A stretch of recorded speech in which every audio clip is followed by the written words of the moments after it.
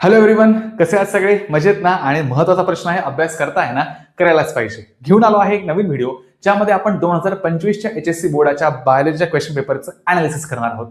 यामध्ये आपण सगळे क्वेश्चन्स वाचणार आहोत आणि चॅप्टर वाईज त्यांचं डिव्हिजन करणार आहोत. म्हणजे आपल्याला एक अंदाज येऊन जाईल की कोणत्या चॅप्टरला किती महत्व दिलं गेलं होतं 2025 साली. या आधी मी 2023 आणि 2024च्याही क्वेश्चन पेपर्सचं अनालिसिस जे आहे ते केलेलं आहे. त्यांनाही चॅप्टर वाईज डिवाइड केलेलं आहे, त्यामुळे तेही व्हिडिओ जाऊन नक्की बघा.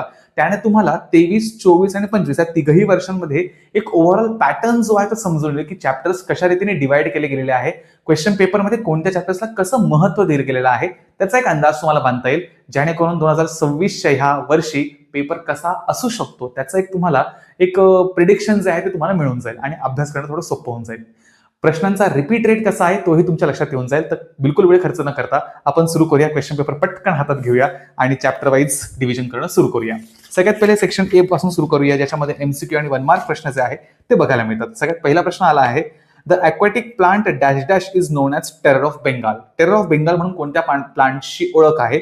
इकॉर्निया, लोटस, पिस्टिया, व्हॅलेस्नेरिया असे 4 ऑप्शन्स आपल्याला दिलेले आहेत. आणि हा जो कंटेंट आहे तो आपल्या डिरेक्टली 15वा जो चॅप्टर आहे बायोडायव्हर्सिटी, त्याचा हा जो काही रेफरन्स आहे तो बघायला मिळतो. सो मी इथे जे आहे ते चॅप्टरमध्ये त्याचं नाव जे आहे ते मेन्शन करतो. इथे टेरर ऑफ बेंगाल अशी टर्म जी आहे ती मी इथे मेन्शन करतो, म्हणजे आपल्याला लक्षात येऊन जाईल कशावरती प्रश्न विचारला होता. Terror of Bengal. पुढे प्रश्न विचारला आहे, a flower shows dull colour, strong fragrance, edible pollen grains, a type of pollination in such flowers is. म्हणजे आपल्याला दिलेल्या अडॅप्टेशन्स वरनं दिलेल्या कॅरेक्टर्स वरनं ते जे काही कॅरेक्टर्स आहेत प्लांटचे त्यानुसार कोणतं एजन्सी ऑफ पॉलिनेशन वापरली गेली असेल ते ओळखायचं आहे. अॅनिमोफिली, चिरॅप्ट्रोफिली, ऑर्निथोफिली, एंटेमोफिली असे 4 ऑप्शन आहेत. चिरॅप्ट्रोफिली जी आहे ती बघायला मिळेल. हा प्रश्न आपला पॉलिनेशन म्हणजे प्लांट रिप्रोडक्शनचा बघायला मिळेल. सो इथे मी लिहून ठेवतो हवं तर चिरॅप्टेरोफिली, त्याचं नाव मी इथे लिहितो. डल कलरचे फ्लावर प्लस स्ट्रॉंग फ्रेग्रन्स आणि एडिबल पोलन ग्रेन्स. ऑर्निथोफिलीमध्ये पण आलं असतं हे, पण इथे फ्रेग्रन्स मेन्शन केले म्हणून मी चिरॅप्ट्रोफिली म्हटलं. Part of sperm containing enzymes for penetration of corona radiata. Sperm म्हटलंय, करोना रेडिएटा म्हटलंय, याचा अर्थ हा अॅनिमल रिप्रोडक्शनचा भाग आहे. मी मुद्दाम इथे स्पर्म अँड पेनिट्रेशन याच्याबद्दल इथे मी लिहून ठेवतो, त्यावरून आपला आयडिया येऊन जाईल. 4th प्रश्न आहे, the bird population of newly formed volcanic island, a rare allele of a gene was noted to be much more prevalent than populations of same species on the mainland. This is known as. म्हणजे इथे आपला एक effect बद्दल विचारलं गेलेलं आहे की एक व्होल्कॅनिक आयलंड होतं, तिथे एक बर्ड पॉप्युलेशन एंटर झाली आणि त्याच्यामधला एक रेअर अलील होता, जो अलील प्रिव्हॅलंट होता त्या पॉप्युलेशनसाठी, त्या स्पेसिफिक स्पीशीजच्याच. मग हा जो काही प्रकार आहे त्याला नक्की काय म्हटलं जातं? एक व्होल्कॅनिक आयलंड याचा अर्थ जिथे व्होल्कॅनिक इरप्शन्स होतात आणि त्या ठिकाणी एक बर्ड पॉप्युलेशन स्वतःला इस्टॅब्लिश करण्याचा प्रयत्न करते आहे आणि तिथे ते स्वतः ग्रो होण्याचा प्रयत्न करत आहे. अशा ठिकाणी आपण फाउंडर इफेक्ट जो आहे त्याच्याबद्दल खरं तर बोलतो. ऑप्शन मध्ये आपला फाउंडर, बोहर्स, बॉटलनेक, हॅल्डेन असे 4 ऑप्शन्स आहेत. आणि जर फाउंडर इफेक्ट जो आहे तो बघायला मिळेल. आणि हा रेफरन्स कुठला आहे? फार अवघड आहे. ज्यांनी व्यवस्थित अभ्यास केला नसेल, डिटेलमध्ये केला नसेल, त्या लोकांना हे शोधणं की हा नक्की कुठला रेफरन्स आहे. आन्सर हे इव्होल्युशन मधला आहे. इव्होल्युशन मध्ये तुम्ही जर जाल तर तिथे जीन फ्लो, जेनेटिक ड्रिफ्ट अशा कन्सेप्ट आहे. जेनेटिक ड्रिफ्ट मध्ये जर तुम्ही बघाल Sewall's Wright effect, founders effect, bottleneck effect अशी काही नावं तिथे दिलेली आहे. इव्होल्युशनचा हा रेफरन्स बघायला मिळतो. मी इथे मेन्शन करून ठेवतो. माय मिस्टेक, आपलं फाउंडर इफेक्ट असं नाव होतं. फाउंडर इफेक्ट 5व्या नंबरचा चॅप्टर आहे, त्याच्यामध्ये हा फाउंडर इफेक्ट बघायला मिळतो. Okay. In a plant, deficiency symptom called dieback of shoots was observed. This can be rectified by element. Plant मध्ये डायबॅक ऑफ शूट, ज्याच्याने शूट जो आहे तो मान टाकून देतो बॉ, अशा प्रकारचे सिम्पटम आहे. ते कोणामुळे रेक्टिफाय म्हणजे बरं केलं जाऊ शकतो? कोणता मिनरल दिला तर. मिनरल आला म्हणजे मिनरल न्यूट्रिशन आला, म्हणजे हा कोणता चॅप्टर आला? Plant growth and mineral nutrition 7th chapter आला. या MCQचा आन्सर कॉपर तुम्हाला बघायला मिळेल. तर मी इथे कॉपर नाव आणि मिनरल असं लिहून ठेवतो, ज्याच्यावर तुम्हाला आयडिया येऊन जाईल मिनरल डेफिशियन्सी बद्दल. प्लांट ग्रोथ, मिनरल न्यूट्रिशन 7व्या चॅप्टरचा हा MCQ. इन्सेक्ट रेझिस्टंट प्रॉपर्टी, पुढचा MCQ आहे. Insect resistant property in cotton crop is developed by introducing a gene. Gene introduce करायचा आहे मित्रांनो कॉटन प्लांटमध्ये इन्सेक्ट रेझिस्टन्ससाठी. Bacillus thuringiensis, Bacillus subtilis, Bacillus polymyxa, आयशिशिया कोलाय असे हे ऑप्शन्स आहे. बॅसिलस थ्युरिंजिएन्सिस, BT आपला रेफरन्स जो बघायला मिळेल. आणि याचा रेफरन्स बायोटेक्नॉलॉजीमध्ये आहे, आपला 12व्या नंबरचा चॅप्टर BT कॉटन. तर त्याच्यामध्ये मी इथे लिहून ठेवतो BT कॉटन असं त्याचा हा रेफरन्स आहे. क्राय जीन इंट्रोड्यूस केला गेलेला होता.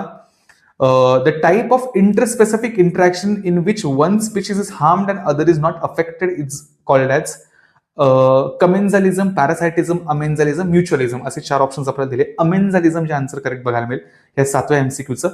पॉप्युलेशन इंटरॅक्शनचा हा भाग आहे. ऑर्गॅनिझमने पॉप्युलेशनमध्ये आपल्याला ही जागा बघायला मिळते. मी इथे मेन्शन करून ठेवतो अमेन्झॅलिझम. मी डायरेक्ट एमसीक्यूचं आन्सर किंवा त्यातला जो महत्वाचा शब्द आहे तोच इथे मेन्शन करतो, त्यावरून तुम्हाला आयडिया येऊन जाईल. A small pores present on woody stem surface with a bark which carry out gaseous exchange. Gaseous exchange म्हणजे रेस्पिरेशन. रेस्पिरेशनचा हा एमसीक्यू एवढं खरं आहे. Pores present on woody surface याचा अर्थ स्टेम वरती कोणते पोर्स बघायला मिळतात. आन्सर मध्ये आपला स्टोमॅटा, हायड्रोथोड, व्हेंट्रिकल्स, लेंटिसेल्स हे 4 ऑप्शन आहेत. लेंटिसेल्स आपल्याला आन्सर जे आहे ते करेक्ट बघायला मिळतं. तर मी रेस्पिरेशन मध्ये लेंटिसेल्स मुद्दाम लिहून ठेवतो. रेस्पिरेशनचा इनिशियल पार्ट आहे त्यामध्ये आपल्याला याचा रेफरन्स जो आहे तो आलेला बघायला मिळतो चॅप्टरच्या सुरुवातीलाच. In a given food chain, if plant absorbs 1000 joules of light energy, how much energy is available for lion. Plant, deer, लायनची एक फूड चेन आपल्याला दिली आहे. लायन मध्ये किती एनर्जी पोहोचेल? 10% लॉचा जो काही इथे लॉ आहे तो ऍप्लिकेबल आहे. फूड चेन आहे, फूड एनर्जी आहे, याचा अर्थ हा एनर्जी फ्लोचा चॅप्टर आहे. इथे मी हवं तर एनर्जी फ्लो असं लिहून ठेवतो. एनर्जी फ्लो वरून तुम्हाला आयडिया येऊन जाईल. एनर्जी फ्लो चॅप्टर मधलाच एनर्जी फ्लो कन्सेप्ट आहे ही. शेवटचा एमसीक्यू आहे glucagon is secreted by dash dash cells of pancreas. पॅन्क्रियासच्या कोणत्या सेल्सकडनं ग्लुकॅगॉन सिक्रेट केला जातो? अल्फा सेल्स जे आहे, आयलेट्स ऑफ लँगरहॅन्स त्याच्या. तर इथे मी ते लिहून ठेवतो. ग्लुकॅगॉन हा हॉर्मोनल कोऑर्डिनेशनचा भाग आहे. कंट्रोल कोऑर्डिनेशन 9th नंबरचा चॅप्टर त्याच्यामधला बघायला मिळेल. मी डायरेक्ट ग्लुकॅगॉनच मेन्शन करतो. एकच शब्दाची जागा आपली जाईल.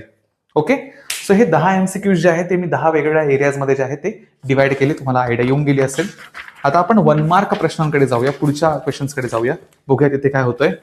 सगळ्यात पहिले आपल्याला काय विचारलं गेलं, what is the effect of excessive transpiration in leaves. जास्त ट्रान्सपिरेशन झालं तर काय फरक पडेल? ट्रान्सपिरेशनचा टॉपिक याचा अर्थ हा प्लांट वॉटर रिलेशनचा शेवटचा जो काही भाग आहे त्याच्यामधला बघायला मिळेल. तर इथे मी मेन्शन करतो हवं तर ट्रान्सपिरेशन प्लांट वॉटर रिलेशन मध्ये पहिला. ओके, बघा पुढे काय दिलंय, which method of plant breeding can be use to obtain many genetical identical saplings of endangered species. थोडा ऍप्लिकेशन बेस आहे की एक एंडेंजर्ड स्पीशीजला आपल्याला मल्टिप्लाय करायचं तर कोणती प्लांट ब्रीडिंग मेथड खूप जास्त फायदेशीर ठरेल. Micro propagation is the best method, कारण की एंडेंजर्ड आहे, एक्सटिंक्शनच्या वर्जवरती आहे, लवकर संपू शकते. तर मायक्रो प्रोपगेशनने पटकन मल्टिप्लिकेशन करता येईल. मायक्रो प्रोपगेशनचा रेफरन्स 2 ठिकाणी येतो, प्लांट रिप्रोडक्शन मध्ये पण येतो, पण जास्त करून तो फूड प्रोडक्शन मध्ये येतो प्लांट ब्रीडिंगचा. तर तिथे जाऊया आपण. 11 नंबरचा चॅप्टर आहे एनहान्समेंट इन फूड प्रोडक्शन. तिथे बघायला मिळतं. तर इथे मी मायक्रो प्रोपगेशन मेन्शन करतो. त्याच्याबद्दल आपला इथे प्रश्न विचारला गेला आहे. प्रोपगेशन झालं बरं का, sorry for the spelling mistake. Okay, 3rd नंबरचा प्रश्न आहे डिफाईन स्पर्मॅटोजेनेसिस. फक्त डिफिनेशन सांगायचे आहे, म्हणजे हा स्पर्मॅटोजेनेसिसचा प्रश्न आहे. ॲनिमल रिप्रोडक्शनचा आला, मग इथे आपण पटकन स्पर्मॅटोजेनेसिस लिहून टाकूया. Spermatogenesis, what is the grand period of growth, असा पुढचा प्रश्न आपला आहे. ग्रँड पिरियड ऑफ ग्रोथ त्याच्याबद्दल विचारला गेला आहे. जो पूर्ण ग्रोथ कर्व आहे, ग्रोथची जी काही पूर्ण फेजेस आहे त्याच्याबद्दल इथे बोललं जातं आहे. ग्रोथ म्हटलं, प्लांट ग्रोथचा चॅप्टर अखंड आहे आपल्याकडे 7th नंबरचा. इथे डायरेक्ट मी मेन्शन करतो grand period of growth. Grand period of growth. पुढे दिला आहे आपला write the अँटीकोडॉन of 5' to 3' AUG आपल्याला दिला आहे. त्याचा अँटीकोडॉन सांगायचा आहे UAC असा आपल्याला येईल. तर हा चॅप्टर मॉलिक्युलर बेसिस मधला हा प्रकार आपल्याला बघायला मिळेल. तर मी तिथे पटकन टाकून देतो AUG चा अँटीकोडॉन. तर तुम्ही समजून जाल, मला माहिती तेवढे हुशार तुम्ही सगळेजण आहातच, आणि नसाल तर माझा पटकन जाऊन चेक करा चॅप्टर, अभ्यास करा लवकरात लवकर, फार गरज मित्रांनो. ओके, बट आहे ना तुम्ही हुशार आहात, डोंट वरी. 6व्या chapter mention pollinating agent for मेज फ्लावर. मेज फ्लावरसाठी पॉलिनेटिंग एजंट कोण आहे? विंड आहे. पॉलिनेशन आला म्हणजे पहिल्या चॅप्टर आला, तर इथे मी लिहून ठेवतो हवं तर maize pollination. Maize pollination. Okay, पुढे which is the first step in process of absorption of water by roots from soil. पुढचा प्रश्न दिला आहे आपल्याला. पाण्याला ऍब्झॉर्ब करायचं आहे सॉइल मधून, मग रूट्स करण्यासाठी कोणती प्रोसेस वापरली जाईल? Water absorption. प्लांट वॉटर रिलेशनचा प्रश्न आला हा. इथे मी लिहून ठेवतो हवं तर वॉटर ऍब्झॉर्प्शन बाय रूट्स. सलग 2 प्रश्न आले आपल्या ह्या चॅप्टर मधून. ओके, पुढे दिला आहे name the hormonal disorder caused due to hyperthyroidism. हायपरथायरॉइडिझमचा अर्थ थायरॉइड ग्लँडचे हॉर्मोन्स जास्त प्रोड्यूस झाले तर काय, थायरॉइड ग्लँडचा reference endocrine gland control coordination मध्ये आला. सो इथे आपण पटकन मेन्शन करून टाकूया थायरॉइड ग्लँड कंट्रोल कोऑर्डिनेशन मध्ये. बरोबर ना? ओके, बरोबर चाललंय. चलो पुढे जाऊया. इथे आपला हा सेक्शन ए संपला. सेक्शन बी कडे आपण जाऊया. जरा रंग बदलूया आपण मार्करचा. सो नेक्स्ट सेक्शन बी मध्ये काय बघा, enlist any 2 domesticated species of honey bee and write their role in increasing crop yield. Honey बीच्या डोमेस्टिकेटेड स्पीशीज कोणत्या कोणत्या आहे, एपिकल्चर बद्दल बोलला आता आहे, plant growth enhancement in fruit production मध्ये जो काय अॅनिमल हजबंड्रीचा टॉपिक आहे तिथे एपिकल्चर बद्दल बोललं गेलं आहे. ते इथे मी मेन्शन करतो एपिकल्चर. एपिकल्चर मध्ये हनी बी रेअरिंग आपल्याला बघायला मिळतं. अपिकल्चर, एपिकल्चर प्रोनाऊन्सिएशन तुमच्या पद्धतीने. पुढचं दिलं आहे name the when which carries oxygenated blood. How does portal when differ from normal when. Portal when आणि नॉर्मल व्हेन मध्ये काय फरक आहे. इथे ब्लड ऑक्सिजनेटेड ब्लड कॅरी करण्याबद्दल बोलला आहे, व्हेन्स बद्दल बोलला आहे, म्हणजे हा अगेन सर्क्युलेशनचा भाग आला मित्रांनो. तर आपण इथे पटकन सर्क्युलेशन आणि रेस्पिरेशन सर्क्युलेशन मध्ये मेन्शन करून देऊया. इथे मी मेन्शन करतो पोर्टल व्हेनचा एक शब्द म्हणजे तुम्हाला आयडिया येऊन जाईल, आणि व्हेन इन जनरल त्याचा टॉपिक इथे डिस्कस केला जातोय. क्वेश्चन नंबर 5 कडे जाऊया आपण. हा महत्वाचा प्रश्न आहे. A health worker in hilly area will advise people to prevent which deficiency disease, which micronutrient is deficient in above area. हा प्रश्न बऱ्याच लोकांना लक्षातच येत नाही की कुठल्या चॅप्टरचा रेफरन्स होता हा. A health worker in hilly area will advise people to prevent which deficiency disease. इथे आन्सर गॉयटर बघायला मिळतं, कारण की हिली एरियाजमध्ये आयोडीन डेफिशियन्सी फार कॉमनली होते आणि आयोडीनची डेफिशियन्सी गॉयटर डिसीज कॉज करतो. अगेन हा रेफरन्स जो आहे तो तुम्हाला थायरॉइड डिसीज, थायरॉइड ग्लँडचीच बघायला मिळतो. तर मी मुद्दाम कंट्रोल कोऑर्डिनेशन मध्ये फक्त मेन्शन करतो इथे गॉयटर म्हणून. गॉयटरचा हा रेफरन्स आहे. तो क्वेश्चन भले हिली एरियाबद्दलचा आहे पण रेफरन्स गॉयटरचा चाललाय. पुढे जाऊया. Name the vector responsible for malaria and filariasis. मलेरियासाठी आणि फिलारियासाठी कोणते व्हेक्टर इन्सेक्ट जे आहे ते रिस्पॉन्सिबल आहे. मलेरिया हा मॉस्किटोने होतो, फिलारियासिस सुद्धा तुम्हाला मॉस्किटोने होताना बघायला मिळतो. स्पीशीज त्यांच्या वेगळ्या वेगळ्या आहे ते तुम्हाला सांगायचं आहे. डिसीजेस आले म्हणजे ह्युमन हेल्थ अँड डिसीजेस, आपला जो 10th नंबर चॅप्टर आहे तर इथे मी मलेरिया अँड फिलारियासिस असं लिहितो. तर पुढचा प्रश्न आपल्याला बघायला मिळतो की name 2 chromosomal disorders which show presence of 47 chromosomes give their genotypes. 47 chromosome असलेले 2 क्रोमोझोमल डिसऑर्डर्स कोणते कोणते आहे. क्रोमोझोमल डिसऑर्डर्स हा कंटेंट इनहेरिटन्स मधला बघा, तो शेवटचा पार्ट आहे. तर क्रोमोझोमल डिसऑर्डर्स इथे मी लिहून ठेवतो. 47 क्रोमोझोम असलेले 2 डिसऑर्डर्स आपल्याला बघायला मिळतील. एक म्हणजे डाऊन सिंड्रोम आणि दुसरा म्हणजे क्लाइनफिल्टर सिंड्रोम. दोघांमध्ये 47 क्रोमोझोम आहे, त्यांची जिनोटाइप्स पण एक्सपेक्टेड आहे. पुढचं दिलं आहे which germinal layer produces following structures. Eustachian tube, pineal gland, middle ear, lining of middle ear. इथे जर्मिनल लेअर बद्दल बोललं गेलं आहे. रिप्रोडक्शनमध्ये, ह्युमन रिप्रोडक्शनमध्ये आफ्टर द फर्टिलायझेशन पुढे झाल्यानंतर जे काही ब्लास्टुलेशन, गॅस्ट्रुलेशन बघायला मिळतं त्याच्यामध्ये जर्मिनल लेअर्सचं डेव्हलपमेंट सांगितलेलं आहे. हा ह्युमन रिप्रोडक्शनचा भाग येतो. इथे मी लिहून ठेवतो जर्मिनल लेअर्स असं. असा हा भाग. पुढे दिले due to environmental changes the fruits वर taking more time for ripening which gaseous growth regulator can be suggested to fruit merchant असं म्हटलंय. Give the source of sampling plants. इथे आता गॅशियस ग्रोथ रेग्युलेटर म्हटलं. ग्रोथ रेग्युलेटर म्हणजे हा plant ग्रोथचा भाग आहे एवढा खरा. त्यात गॅशियस ग्रोथ हॉर्मोन तर एकच आहे, तो म्हणजे इथिलीन. म्हणजे इथे विषय कोणाबद्दल चालला आहे, इथिलीन बद्दल. इथिलीनचा टॉपिक बऱ्याच वेळा रिपीट झालेला आहे 2-3 क्वेश्चन पेपरमध्ये तुम्ही जर बघितलं तर. पुढचा प्रश्न आहे explain 2 cell stage of pollen grains in angiosperm. Angiosperm मधल्या 2 cell stage. Angiosperm, pollen grains, plant reproduction. तिथे मी पोलन ग्रेनचं डेव्हलपमेंट किंवा पोलन ग्रेन बद्दल लिहून ठेवतो, आयडिया येऊन जाईल. पुढे म्हटलंय what is the difference between heterocatalytic and autocatalytic functions in DNA. डीएनएचे फंक्शन्स विचारले आहे. ऑटोकॅटॅलिटिक म्हणजे डीएनए पासून डीएनए बनवणं, हेटेरोकॅटॅलिटिक म्हणजे डीएनए पासून आरएनए किंवा प्रोटीन डेव्हलपमेंट करणं. हा जो भाग आहे तो मॉलिक्युलर बेसिसचा आहे. तर इथे मी फंक्शन्स ऑफ डीएनए लिहून ठेवतो. फंक्शन्स ऑफ डीएनए इथे बघायला मिळेल आपला 2 मार्कासाठी. पुढे विचारलं आहे what is transpiration, how does it differ from guttation. Transpiration आणि गटेशन मधला फरक इथे बघा तुम्हाला प्लांट वॉटर रिलेशन मध्ये हा प्रकार जो आहे तो बघायला. ट्रान्सपिरेशन वरचा हा पुढचा प्रश्न इथे येतोय. ट्रान्सपिरेशन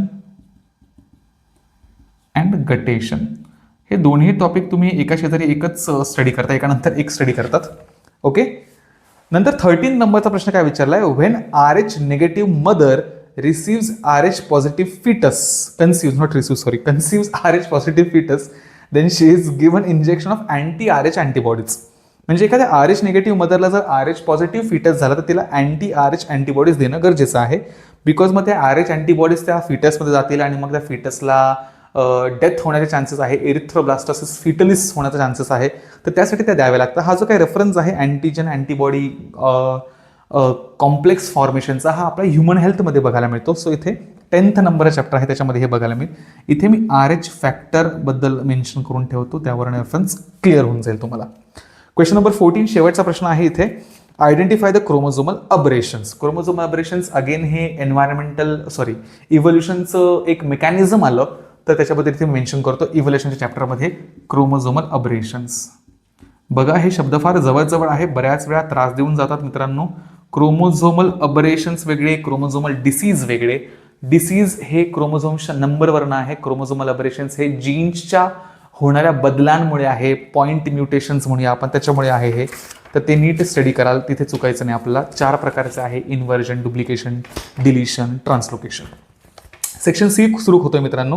सगळ्यात पहिला प्रश्न आपल्याला दिला आहे, चार्ट दिला आहे अत्यंत मोठा, सिम्पथॅटिक पॅरासिम्पथॅटिक नर्वस सिस्टीमचे इफेक्ट्स जे आहेत ते आपल्याला तिथे बघायला मिळत आहे. ANSचा हा टॉपिक आपल्याला बघायला मिळतो. मग ANSचा टॉपिक आपला हा कंट्रोल कॉर्डिनेशनमध्ये बघायला मिळेल, तर मी इथे ANS जे आहे ते मेन्शन करतो. मी सेक्शन सी आहे त्यासाठी मुद्दाम रंग चेंज करतो, त्याच्याने आपल्याला जरा सोपं होऊन जाईल. सो ANS आणि त्याच्या पुढे ना इफेक्ट्स लिहितो मी, म्हणजे जरा सोपं होऊन जाईल.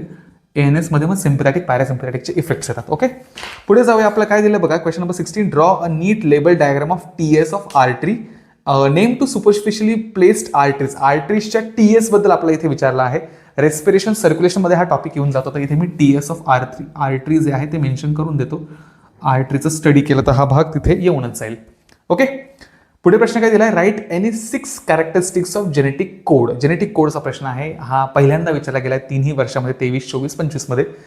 मॉलिक्युलर बेसिसमधला हा कंटेंट आपल्याला बघायला मिळेल. इथे फक्त मी जेनेटिक कोड असं मेन्शन करतो, जेनेटिक कोड. ओके, नंतर पुढे प्रश्न आहे क्वेश्चन नंबर 18, 2 सब क्वेश्चन आहे. RDNA टेक्नॉलॉजी बद्दलचा आहे. RDNA टेक्नॉलॉजी म्हणजे हा बायोटेक्नॉलॉजी मधला प्रश्न आहे, एवढा फॉर शुअर. तर इथे मी ऑलरेडी RDNA टेक्नॉलॉजी मेन्शन करून ठेवतो प्रश्न वाचण्याच्या आधीच, कारण की चॅप्टरच्या प्रश्नातच म्हटलंय in the process of RDNA technology, तर काय पुढे मेहनत करायची. पण प्रश्न मुद्दाम वाचतो मी.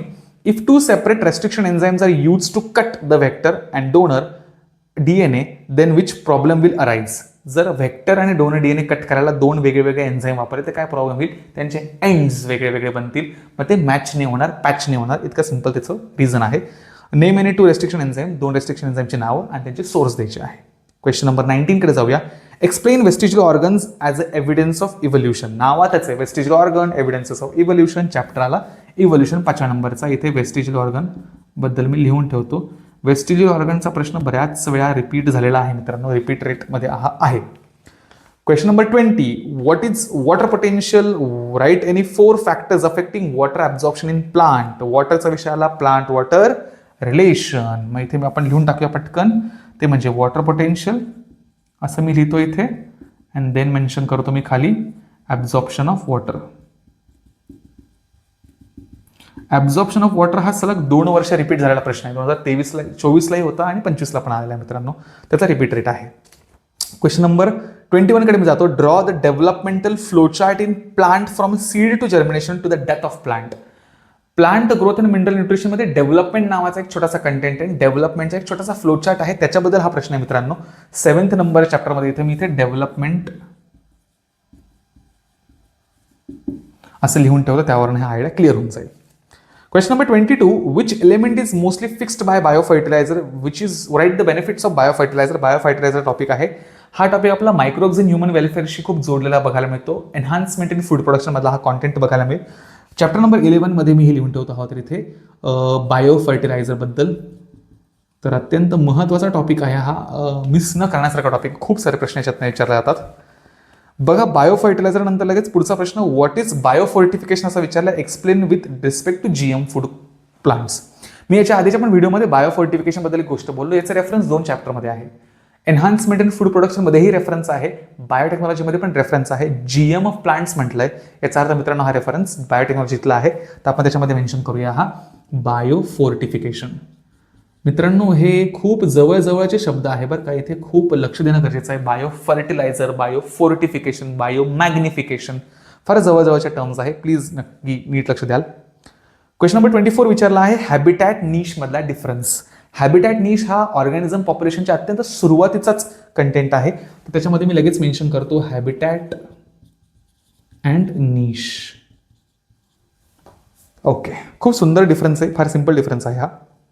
बघा पुढे काय विचारलंय, what is decomposition, give the diagrammatic representation of decomposition cycle. डिकम्पोजिशनचं कंटेंट इकोसिस्टीमच्या प्रोसेसेसमध्ये हे मोडतं, प्रोडक्टिव्हिटी, डिकम्पोजिशन.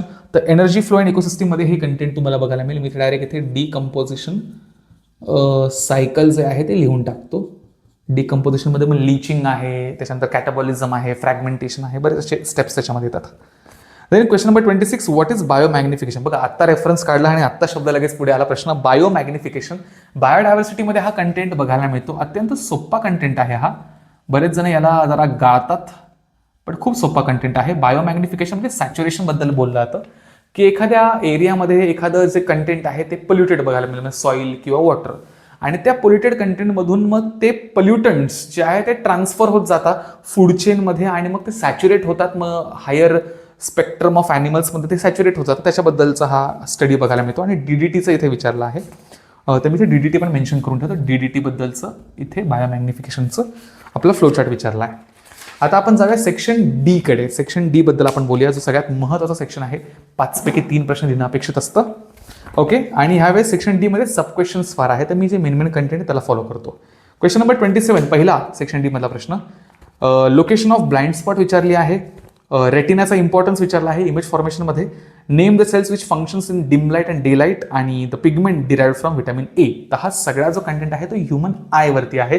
कंट्रोल अँड कोऑर्डिनेशनमध्ये आपल्याला बघायला मिळेल, तर इथे मी ह्युमन आय रेटिना असं मेन्शन करून ठेवतो.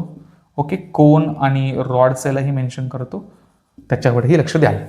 पुढे question number 28, with the help of neat and labelled diagram explain the conducting system of heart. हाही प्रश्न रिपीट झाला मित्रांनो 23 मध्ये, 2023च्या क्वेश्चन पेपरमध्ये हा प्रश्न होता कंडक्टिंग सिस्टीमचा, आणि डिरेक्टली जम्प झाला तो 2025च्या क्वेश्चन पेपरमध्ये.